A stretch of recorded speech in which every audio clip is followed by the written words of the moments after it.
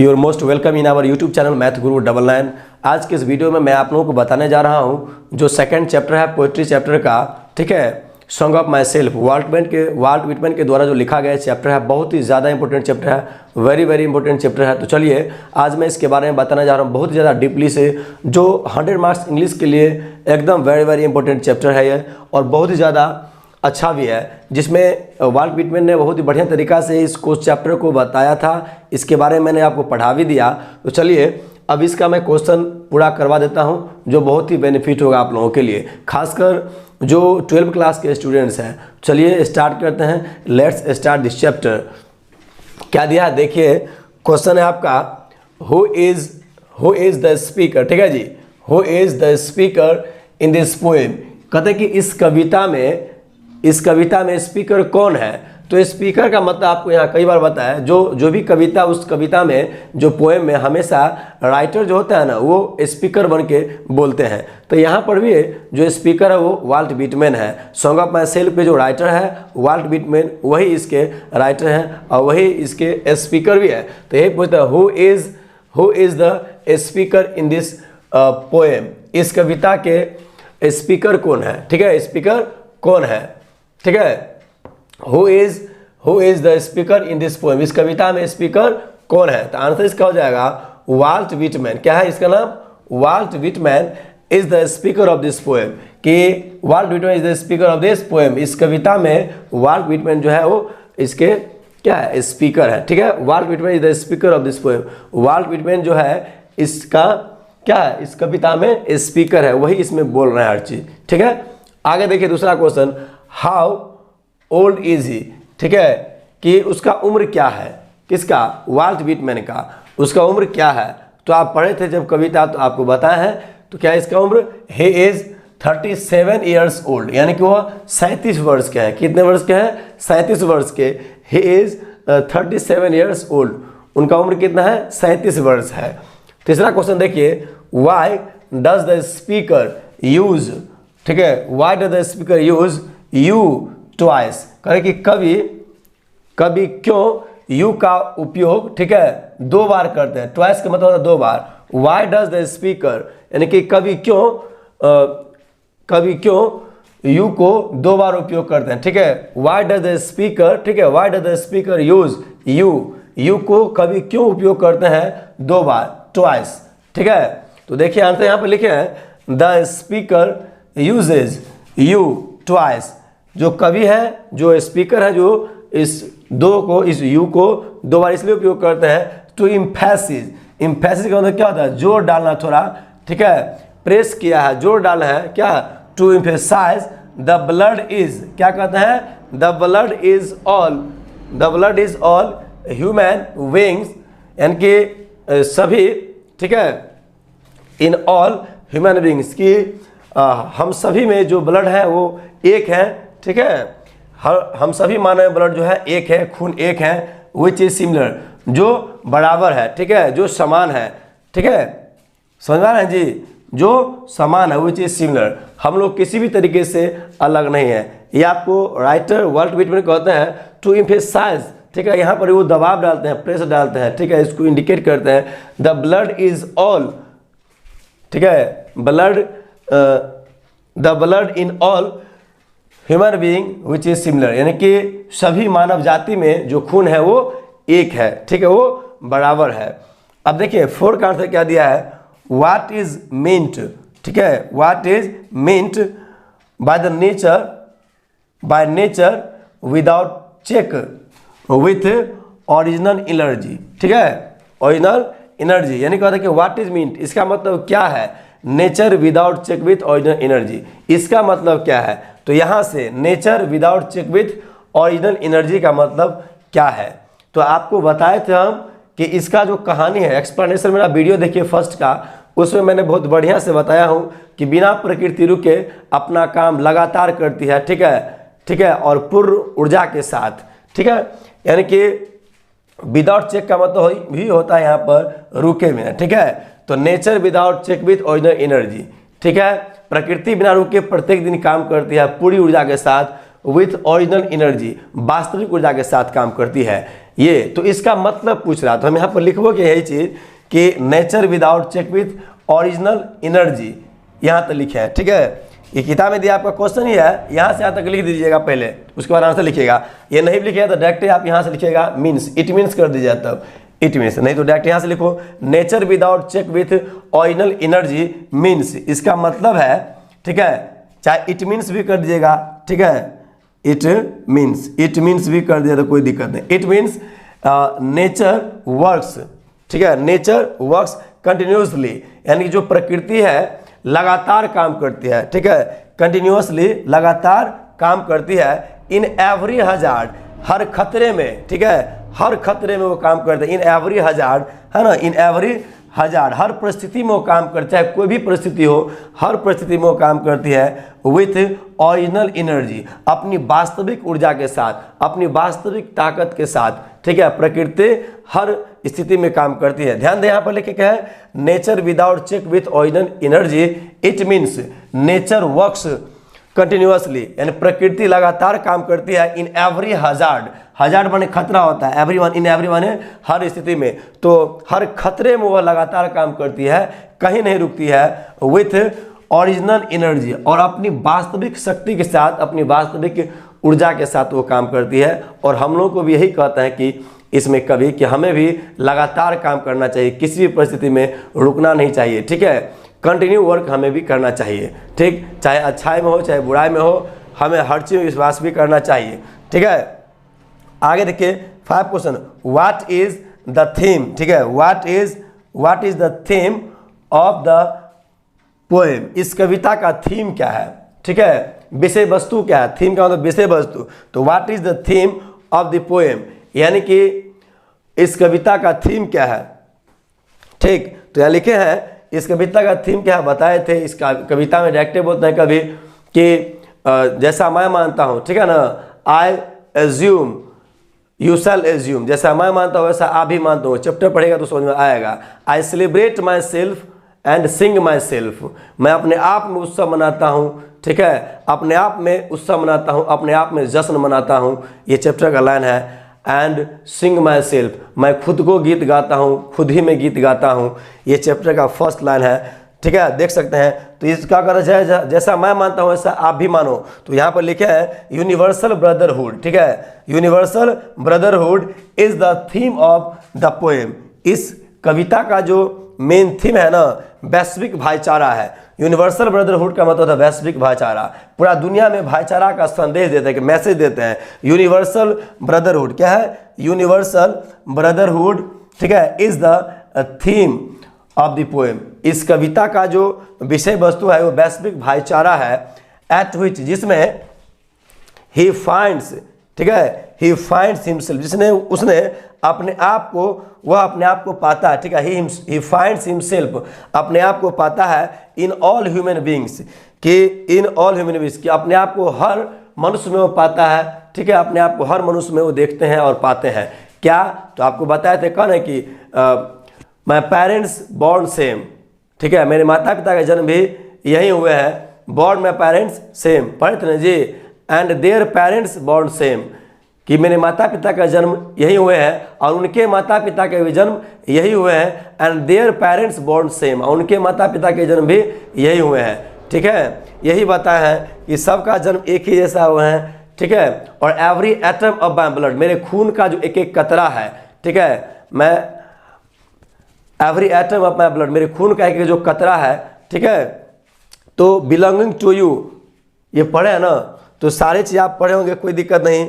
यहाँ देखिए अब, तो यही कहते हैं कि हम he finds himself in all human beings, वह अपने आप को पाते हैं इन ऑल ह्यूमन बींग्स में, यानी कि सभी मानव जाति में अपने आप को पाते हैं, किसी भी तरीक़ा से विभिन्नताएं नहीं है, अपने आप को हमेशा समान मानते हैं, ठीक है। और पढ़िए दिए चैप्टर में शुरू में कहते हैं कि I assume you shall assume, I assume you shall assume, जैसा मैं मानता हूँ वैसा आप भी मानोगे, ठीक है, ये आपको चैप्टर में ही कहते हैं।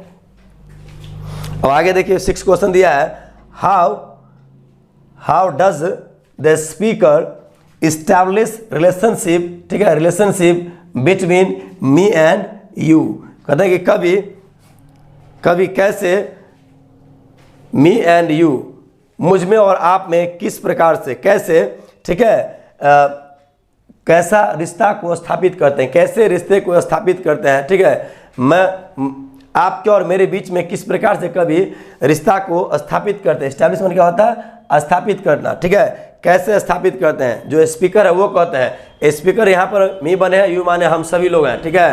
तो हाउ, ठीक है, how does the speaker establish relationship between me and you, हमारे और आपके बीच में कभी कैसे रिलेशन को स्थापित करते हैं, ठीक है, एक रिश्ता को स्थापित करते हैं। तो आंसर है the speaker establish the relationship between me and you, ये हमारे और बीच में रिलेशन को स्थापित करते हैं। तो कहते हैं कि ही सेज दैट, वह कहते हैं कि he says that our parents, ठीक है, our parents are the same, हमारे जो माता पिता हैं वो सब एक हैं, बराबर है, ठीक है, हमारे माता, our parents are the same and our blood is similar, और हमारे जो खून है वो एक हैं, हमारे माता पिता भी एक हैं और हमारे खून भी एक है। आप पढ़े थे our parents born same and their parents born same, हमारे माता पिता के जन्म भी यहीं हुए हैं। कहाँ के, ये अमेरिका के मिट्टी के, अमेरिका में है ना जी, वो उनका जन्म अमेरिका में हुआ है। तो वहीं बताते हैं कि हम सभी एक हैं, हम किसी भी तरीके से अलग नहीं हैं। जितने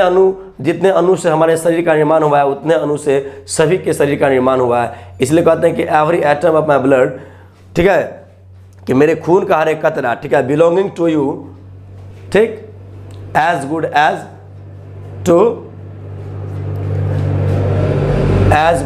टू मी, ठीक है, ये सारे चीज पढ़े हैं। चलिए ये आपका हो गया, क्वेश्चन नंबर 6 तक कंप्लीट हो गया। तो अब मैं 7 से क्वेश्चन बताऊंगा तो बेस्ट रहेगा। तब तक आप एक बार इसका स्क्रीनशॉट ले लीजिए, आप लोगों के लिए बेस्ट होगा।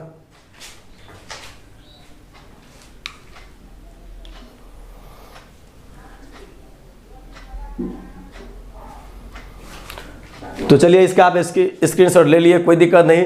तो अब मैं आप लोगों को इससे जो आगे का क्वेश्चन है, क्वेश्चन नंबर 7, 8, 9, 10, 11 तक आपका क्वेश्चन है वो मैं बता देता हूँ। आप मेरे वीडियो में शुरू से अंत तक बने रहेंगे, ठीक है, और अच्छा लगे तो अधिक से अधिक शेयर करें, लाइक करें और कमेंट करें। तो चलिए अब आप क्वेश्चन नंबर, आप यहाँ से 7 का देखिए क्या दिया गया, दिया आपका what does he observe in summer. He का मतलब यहाँ पर क्या हो गया, कभी हो गया। जो राइटर है वाल्ट व्हिटमैन, तो what does he observe in summer, यानी कि गर्मी के मौसम में वो क्या करते हैं, क्या यहाँ पर ऑब्जर्व करते हैं, ठीक है, ऑब्जर्व क्या चीज़ करते हैं, अवलोकन क्या चीज़ करते हैं। तो बताए थे घास के बारे में, नुकीला घास होते हैं ना गर्मी के मौसम में, उसको ध्यान से देखते हैं, गौर से देखते हैं, उसका अवलोकन वो करते हैं। तो यहाँ आंसर लिखा है ही ऑब्जर्व्स, ठीक है, he observes a spear of grass, ठीक है, he observe a spear of grass. ये स्पीयर ऑफ समर ग्रास करेंगे तो और बेहतर होगा, ठीक है, और स्पीयर ऑफ समर ग्रास में समर लिख दिया और बेहतर होगा, ठीक है। ही ऑब्जर्व और स्पीयर ऑफ ग्रास, यानी कि वो घास को ना ध्यान से देखते हैं, अवलोकन करते हैं, ठीक है, यही आपका आंसर हो गया। यहाँ है व्हाट हैज फॉर्मेड, ठीक है,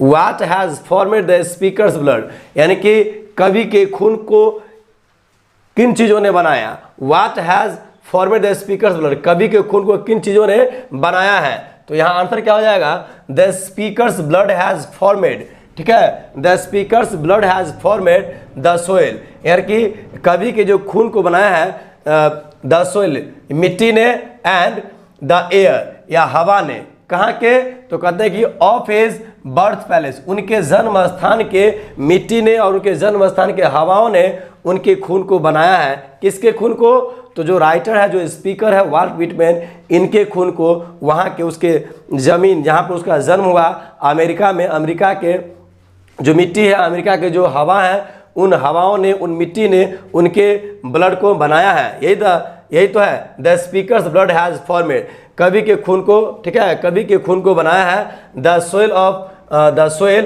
and the air of his birth palace, उनके जन्म स्थान की मिट्टी ने और उनके जन्म स्थान के हवाओं ने उनके ब्लड को निर्माण किया है, उनके खून को बनाया है। क्लियर। आगे देखिए 9 question, what does he hope to do, वह क्या करने की आशा करते हैं। व्हाट डज ही, ठीक है, what does he hope to do, वह क्या करने की आशा करते हैं, यानी कि इच्छा करते हैं। तो यहाँ पर है आंसर इसका he hopes to do the work, वह काम करने की आशा करते हैं। He hopes to do the work, वह काम करने की आशा करते हैं। और कहाँ तक काम करने की आशा करते हैं, दिया आगे ही वांट्स टू से, और वह कहना चाहते हैं he wants to say that, वह कहना चाहते हैं कि the work must be, ठीक है, the work must be continue till death, कि वह काम को मृत्यु तक लगातार जारी रखना चाहता है, ठीक है, लगातार जारी रखना चाहता है, उसको लगातार करना चाहते हैं, ठीक है, जब तक उसका मौत ना हो जाए तब तो वह काम को लगातार करना चाहते हैं। क्लियर। अब देख क्वेश्चन नंबर 10 क्या दिया, what does he want to do with creeds, ठीक है, what does he want to do with creeds, यानी क्रिड्स के साथ वो क्या करना चाहते हैं, ठीक है, what does he want to do with creeds. आपको बताए थे क्रिड्स का मतलब क्या होता है, क्रिड्स का मतलब होता है रिलीजियस बिलीव, यानी कि धार्मिक विश्वास, धार्मिक मान्यताएं। आपको बताए थे कि उस कहानी में क्रिड्स एंड स्कूल्स के बारे में कहा था, उसको इन एवियंस कर देना, इन एवियंस का मतलब त्याग देना या भुला देना, यानी ठीक है। तो यहाँ पर राइटर कहते हैं ही वांट्स टू नो, ठीक है, राइटर यहाँ जानना चाहते हैं he wants to know the system of thought, जो सिस्टम है विचार की, ठीक है, जो भी सिस्टम है विचार की, बात विचार की, अपना अपना बुद्धि की, ठीक है, अपने अपने बुद्धि की, तो जो सोच है उसका जो विचार है, the system of thought with creeds in abeyance, with creeds in abeyance, ठीक है। तो इनको कहते हैं कि इन एवियंस, इसको त्याग देना चाहिए, भुला देना चाहिए, क्या, जो सिस्टम है क्रीड्स की, क्योंकि क्रीड्स की जो सिस्टम है यहाँ पर जो धार्मिक मान्यताएं हैं वो बहुत ज़्यादा है, बहुत अधिक है, इसको मतलब पूर्ण रूप से खत्म नहीं किया जा सकता है, तो कुछ हद तक इसको कम से कम त्याग किया जा सकता है। जहाँ जाए वहाँ धार्मिक मान्यताएं हमको मिलेगा, फिर भी कभी कहता है इन सभी चीज़ों में हमें एक होना चाहिए, हमारे ब्लड सेम है, हम सभी ब्लड हैं, हम सभी एक हैं, और हमारे माता पिता के ब्लड भी सेम है, ये बताए थे, ठीक है, कि जैसा मैं मानता हूँ वैसा तुम भी मानो, चैप्टर के पहले में दे दिया ये लाइन। तो इसीलिए कहते हैं कि इस धार्मिक मान्यताएं हर जगह जाते हैं तो प्रत्येक प्रकार के मजहब धर्म के लोग हैं, इसीलिए इन सब में हमें डिस्क्रिमिनेशन नहीं ढूंढना चाहिए, और हमें इनको रहते हुए इनको क्या थोड़े देर के लिए क्या करना चाहिए, त्याग देना चाहिए, इनएवियंस कर देना चाहिए, ठीक है, इन क्रीड्स को, धार्मिक मान्यताओं को, और हमें एक हो जाना चाहिए। क्लियर। आगे तक लास्ट क्वेश्चन 11 दिया है, what does he want to, ठीक है, what does he want to speak about, कवि किसके बारे में बोलना चाहते हैं, ठीक है, what does he want to speak about, कवि क्या बोलना चाहते हैं, किसके विषय में बोलना चाहते हैं, ठीक है, कवि किसके बारे में बोलना चाहते हैं। तो यहाँ पर है ही वांट्स टू स्पीक, ठीक है, इस कहानी में पढ़े होंगे तो बता, लास्ट का जो लाइन है he wants to speak at every hazard, यानी कि जो कवि है ना वो हर खतरे में बोलना चाहते हैं, he wants to speak at every hazard, हर परिस्थिति में वह बोलना चाहते हैं, हर स्थिति में वह बोलना चाहते हैं, चाहे अच्छा हो चाहे बुरा हो, हर स्थिति में बोलना चाहते हैं, ठीक है। तो यहाँ पर यही कहते हैं कभी he wants to speak at every hazard, कभी हर स्थिति में बोलना चाहते हैं, हर खतरे में बोलना चाहते हैं, किसी भी खतरा में बोलने से रुकते नहीं हैं। तो ये आपका लास्ट क्वेश्चन था, ये पूर्ण रूप से ओवर हो गया। हमें लगता नहीं कि आपको कहीं भी दिक्कत है, यदि आपको थोड़ा भी दिक्कत हो तो मेरे कमेंट बॉक्स में आप लिख करके भेज दीजिए, मैं आपकी सारी समस्याओं को इम्प्रूव कर दूंगा, ठीक है। और आप मेरे साथ बने रहिए, मैं आपके लिए अनेक ऐसे वीडियो बनाता रहूँगा जो आपको बहुत ही ज़्यादा यूज़फुल होगा, ठीक है, और हेल्पफुल होगा आपके खासकर एग्ज़ाम के लिए, जो आप 12 एग्जाम में अपियर होने जाएंगे, ठीक है। तो आपके लिए मोस्ट इम्पोर्टेंट ये क्वेश्चन सब है, ठीक है। एक बार इसका भी आप स्क्रीनशॉट ले लीजिए, आप लोगों के लिए बहुत ही बेहतर होगा।